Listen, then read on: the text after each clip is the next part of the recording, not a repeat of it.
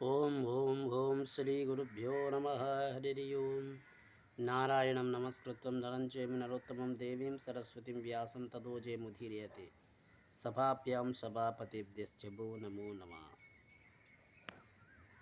ఈరోజు బ్రహ్మాండ పురాణంలో లలిత ఉపఖ్యానంలో అమ్మవారు చెప్పిలాగే మద్యం గుణదోషాల గురించి తెలుసుకుందాం. పైష్టికం దళజం క్షీరం మధుకం గుణసంభవం శమన్వంతరం పాపం తదార్థార్థస్తత. పిండితో చేసింది, తాటి చెట్టు నుంచి తీసింది, కాశ్మీరీ దేశం వారు తయారు చేసింది, విప్పు పువ్వు నుంచి తయారు చేసింది, బెల్లంతో రూపొందించినది అనే మద్యము వివిధ రకాలుగా ఉంటాయి. వీటిలో వరుసగా ఒకదాని తర్వాత ఒకటి తక్కువ పాపాన్ని కలిగిస్తాయి. అనగా పిండితో చేసిన మద్యం ఎక్కువ పాపాన్ని కలిగిస్తూ తర్వాత మద్యాల్లో తక్కువ పాపాన్ని కలిగిస్తుంది. పౌష్టిక తాళ మద్యాలు క్షేత్రియులు విడిచిపెట్టాలి. వైశ్యులు పౌష్టిక తాళజాలతో పాటు క్షీరో కూడా విసర్జించాలి. శూద్రుడు మాత్రం మొదటి 2 రకాల మద్యాలు విడిచిపెడితే చాలు. బ్రాహ్మణ స్త్రీలు ఏ మద్యాన్ని స్వీకరించకూడదు. అలాగే భర్త లేని స్త్రీలు, ఋతుమతి అయిన స్త్రీలు, కన్యలు ఈ ముగ్గురు కూడా మద్యం తాగకూడదు. భర్త లేనప్పుడు మద్యపానం చేసి స్త్రీని ఉన్మాది అంటారు. బ్రాహ్మణుడు మద్యపానం చేస్తే చంద్రాయణ వ్రతం చేయాలి. తర్వాత 10,000 సార్లు గాయత్రి మంత్రాన్ని లేదా జాతవేదశ అనే దుర్గా మంత్రాన్ని కానీ జపం చేయాలి. అలా చేయకపోతే అతడు పరిశుద్ధుడు కాలేడు. క్షేత్రియుడు, వైశ్యులు, శూద్రులు మద్యపాన దోషములు పోవడానికి నీటిలో నిలబడి సహస్ర గాయత్రి జపం చేయాలి. లక్ష్మీ, సరస్వతి, గౌరీ, చండికా, త్రిపురాంబిక, భైరవి కాళీ మహాశాంతిశ్చ మాతరః అన్వస్యై శక్తి అస్త్రానాం పూజనే మధు సస్యతే బ్రాహ్మణో మస్తు వినోతేనః యజుర్వేదంగాదిపారగ. లక్ష్మీదేవి, చండీదేవి, సరస్వతి, గౌరీ, త్రిపురాంబిక, భైరవుడు, భైరవి, కాళీ, మహాశాస్త్రి, బ్రహ్మి వంటి సప్తమాతృకుల వంటి శక్తి దేవతల పూజల్లో మధువు ఉపయోగించవచ్చు. వేద పండితుడు మాత్రం మద్యం లేకుండానే శక్తి దేవతలను పూజించవచ్చు. దేవికి నైవేద్యం పెట్టిన ప్రసాదాన్ని తిన్నవారు దేవితో తదాత్మను చెందుతారు. కృతో సుఖిలే పాపస్య జ్ఞానతోప్యవః ప్రాయశ్చిత్తం విధం ప్రోక్తం పరాశక్తి పదశ్రుతే. ఎవరైతే తెలిసి కానీ తెలియక కానీ దోషాలు చేసి ఉంటే అవి పరాశక్తి నామస్మరణతో తొలగిపోతావని, ఎవరైతే పరాశక్తిని అర్చించకుండా మద్యపానాన్ని చేస్తారో వారు రౌరవాది నరకాలకి పోతారు. భోగస్యేత మద్యపానం చేసిన బ్రాహ్మణునికి ప్రాయశ్చిత్తం లేదు. ఇక భండాసురుడు జన్మ గురించి తెలుసుకుందాం. భండాసురుడు జన్మ వృత్తాంతని త్రిపుర సుందరి శ్రీ లలితాదేవి ఆవిర్భవించ కథనని, భండాసురుడు దేవి చేతులు వధింపబడిన ఇతిహాసాన్ని అయగ్రీవుడు అగస్త్య మహర్షికి ఇలా చెప్పడం ప్రారంభించాడు. దక్షయజ్ఞంలో తన భార్య సతీదేవి ఆత్మత్యాగం చేయడంతో శివుడికి తీవ్రమైన వైరాగ్యం కలిగింది. వెంటనే కైలాసానికి వెళ్ళి ఆత్మధ్యానంలో మునిగిపోయాడు. తర్వాత సతీదేవి హిమవంతుడి కూతురిగా జన్మించింది. నారదుడు హిమవంతుడి దగ్గరికి వచ్చి నీ కుమార్తె శివునికి భార్య అవుతుంది అని చెప్పాడు. పార్వతి కూడా పరమేశ్వరునికి వివాహం చేసుకోవాలని సంకల్పించుకొని ఆయనకి సేవలు చేయసాగింది. ఇదే సమయంలో తారకాసురుడు చేత బాధలు పడుతున్న దేవతలు మన్మథుడి దగ్గరికి వెళ్ళి శివపార్వతులు మధ్య ప్రేమ అంకురించాలని పుష్పబాణాలు ప్రయోగించమని కోరారు. అలా చేసినందువలన వారిద్దరికి వివాహమై వారికి జన్మించబడే కుమారుడు తారకాసురుని వధిస్తాడని నచ్చ చెప్పారు. దేవతల ప్రార్థన విని మన్మథుడు కరిగిపోయాడు. వెంటనే హిమాలయంలో తపస్సు చేసుకుంటూ శివుని దగ్గరికి వెళ్ళాడు. అక్కడ పార్వతీదేవి ఆయనకు సపర్యలు చేస్తూ కనిపించింది. ఇక ఇదే సరైన సమయమని భావించిన మన్మథుడు వెంటనే తన పూల బాణాలను శంకరుడి హృదయానికి తాకేలా ప్రయోగించాడు. శివుడు కళ్ళు తెరిచాడు. ఎదురుగా మనోహరంగా ప్రకాశిస్తున్న పార్వతీదేవిని చూశాడు. ఆయన మనసు చలించింది. మన్మథ వికారానికి గురైంది. ఒక్క క్షణం తనకెందుకిలా అవుతుందని ఆలోచించాడు. ఆయనకు సత్యం బోధపడింది. ఇదంతా మన్మథుడు పని అని గ్రహించాడు. మొదట తన మూడో కన్ను తెరిచి ఒక క్షణంలో మన్మథుడికి భస్మం చేశాడు. శివుడి ద్వారా దయింపబడిన మన్మథుడు శరీరం భస్మం నుంచి భండాసురుడని రాక్షసుడు ఆవిర్భవించాడు. ఆ అసురుని నపుస్కుడు అతడు వజ్ర శరీరం మేఘంలా గర్జిస్తూ ముల్లోకాలకు భయోత్వానికి గురి చేశాడు. లోకాల్ని దయించ చేత భయంకర స్వరూపంతో వెలుగొందుతున్నాడు. ఒకనాడు అతడుకు చిత్రకర్మ అనేవాడు మహాదేవుడికి శతరుద్రయాగాన్ని రుద్రునికి పఠించమని, తద్వారా శివనుగ్రహం కలుగుతుందని ప్రబోధించాడు. ఆయన చెప్పిన విధంగా భండాసురుడు తదేక దీక్షతో శతరుద్రాయాన్ని పఠించి ప్రారంభించాడు. ఇలా ఎన్ని వేల సంవత్సరాలు గడిచిపోయినా శివుడు భండాసురుడికి ప్రత్యక్షం వరం కోరకోమన్నాడు. స్వామి మహేశ్వర, నా శత్రువు నాకు ఎదురు పడగానే అతడి బలంలో సకబలం నాకు కావాలి. శత్రువులు ప్రయోగించే ఎలాంటి అస్త్రాల వల్ల నాకు బాధ కలగకూడదు అని వరం కోరుకున్నాడు. తదాస్తు అని వరాన్ని అనుగ్రహించి శివుడు అంతర్ధానమయ్యాడు. ఇక భండాసురుడు సోదరులు బండుడితో పాటు ఆ భస్మం నుంచి విశుక్రుడు, విశంగుడనే మరో ఇద్దరు మహాసురులు పుట్టుకు వచ్చారు.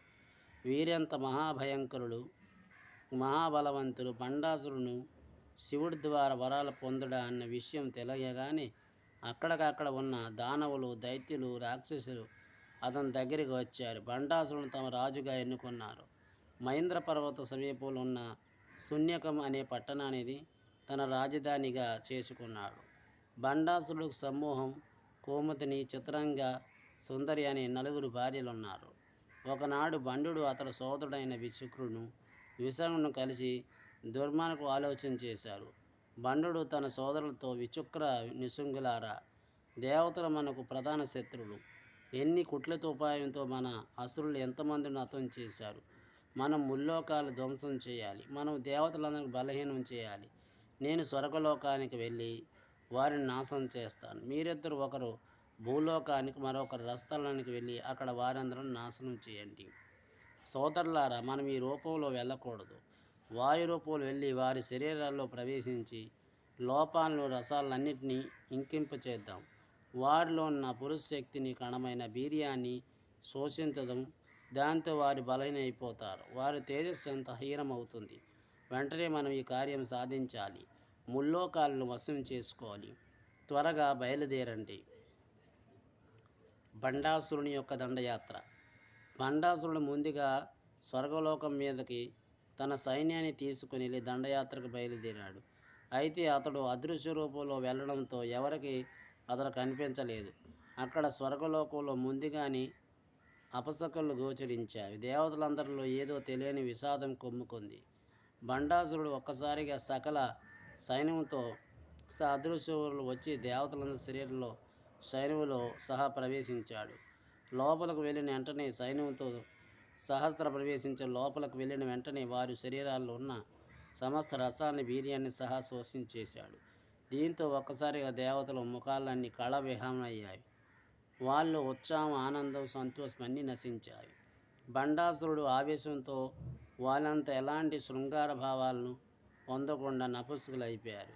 దాంతో ఎవరు తమ భార్యలతో, అప్సరసలతో కనీసం తాకడం లేదు. ఆ విధంగా భండు ప్రభావంతో దేవతలందరూ నిస్పృతులై, నిరుక్కులై ఆవహించారు. ఎవరు భోగములు అనుభవించటం లేదు. నడిచే శవాలుగా తయారయ్యాడు. అక్కడున్న భండు సైన్యం దేవత స్త్రీలకి ప్రవేశించి వారిని కూడా శృంగారం పట్ల విముఖులు చేశారు. ఒక్కసారిగా దేవ స్త్రీలతో కూడా అందం తగ్గిసాగింది. వారి ముఖాలు కూడా కాంతిహీనమై వాడిపోయావి. వారిలో ఎవరికి కామసుఖం అనుభవించాలంటే కాంక్ష లేదు. మద్యాన్ని స్వీకరించిన వారికి మత్తు ఎక్కడం లేదు. భండు సైన్య ప్రభావంతో దేవత శ్రీ సుందరమైన వక్షజాలు శుష్కించి అందవిహీనం అయిపోయాయి. ఇలా రాక్షసులు అన్నీ కేవలం స్వర్గలోక దేవత వారి భార్యలకే కాదు, నందనోద్వనంలో ఉన్న వృక్షాలు కూడా జరిగింది. ఎప్పుడు పువ్వులతో, ఫలాలతో కళకళలాడే పుష్పవృక్షాలని రసాన్ని కోల్పోయి కళహీనమై ఎండిపోయాయి. ఈ విధంగా సొరవలో ఉన్న అన్నిటినీ బండిని నాశనం చేశాడు. వారంత ప్రస్తుతం లేనట్లు అన్నట్లుగా ఉన్నారు. విచిక్రుడు దండయాత్ర. విచిక్రుడు సైన్య సమేతంగా భూలోకానికి నాశనం చేయడానికి బయలుదేరాడు. అతడు కూడా వాయు రూపంలో భూలోకానికి మానవులందరూ శరీరాల్లో ప్రవేశించాడు. వెంటనే మానవుల శరీరాన్ని శుష్కించిపోయాయి. వారి లోపాలని రసాల వీర్యం ఇంకిపోయింది. అందరిలో శృంగార వాంఛ నశించింది. సంతానహీనులైపోయారు. విచిక్రుడు ఈ విధంగా పురుషుల్లో శుక్లాన్ని తాగేయడంగా విచిక్రుడు సైన్యం స్త్రీలో ఉన్న శోణితాన్ని తాగేశారు. ఇలా వారి ప్రభావం శుక్ల శోణితులు నశించాయి.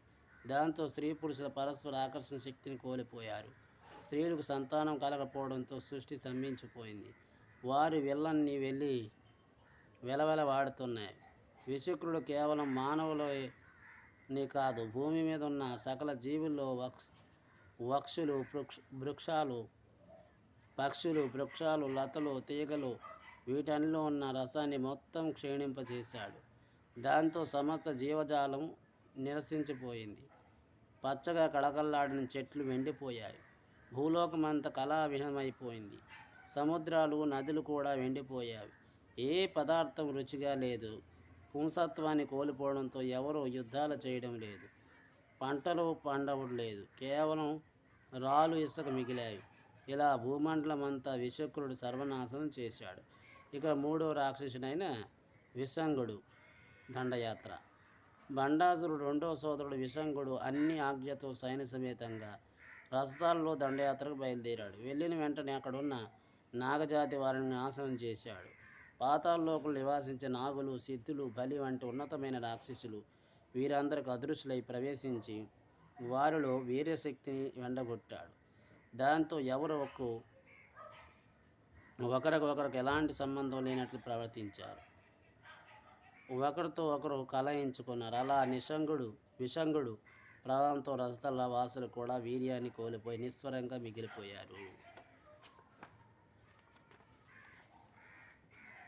ఈ విధంగా బండుడు అతని సోదరులు ముల్లోక భాషలు నాశకరం బాధలు గురి చేశాడు.